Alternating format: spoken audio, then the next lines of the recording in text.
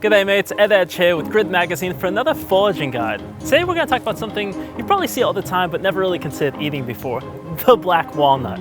Named for the black ink looking fluid that oozes from the fruit, black walnuts are really abundant in the region. So how do you find them? Well, first of all, these trees are massive. They can live for hundreds of years and are normally between 30 and 50 meters tall. Normally, most of the branches are towards the top of the canopy, and the bark is deeply furrowed, or really wrinkly. The roots actually also give off an herbicide, so you're not normally going to find too many things growing around them. But to be honest, they're super easy to find between September and November because there's a bunch of tennis ball looking fruits on the ground. When you're collecting the fruits, make sure you wear gloves. These fruits have a pleasant citrus smell, however, they give off a black oil that will stain anything it touches, even skin. So it's best to throw them in like a bucket you don't care too much about.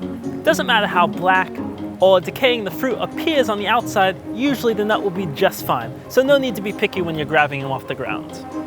For processing these nuts, there's really just 4 simple steps. Step 1, take the nut out the fruit. You can accomplish this by squishing the fruit or cutting it. Just be mindful that that black stuff gets everywhere. Step 2, clean the nut. Doesn't have to be super clean, you just want to get most of the flesh off of the nut so it dries faster.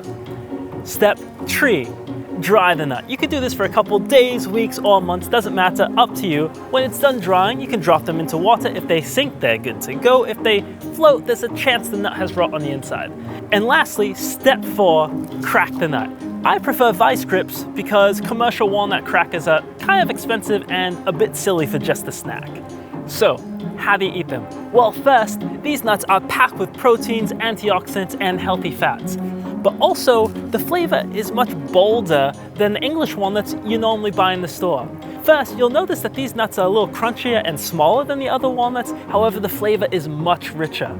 I normally just throw them in my mouth immediately, however, they're also great for baking. Conveniently, the flavor actually intensifies when cooked, so feel free to use them like you use other walnuts, however, just be prepared for pleasantly more flavor.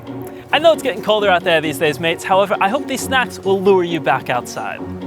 This has been a production of Grid Magazine and PhillyNature.org. Please subscribe to Grid Magazine to support local environmental journalism, and please check out PhillyNature.org for more ways to enjoy nature. Thanks for watching, and as always, eat well, mates.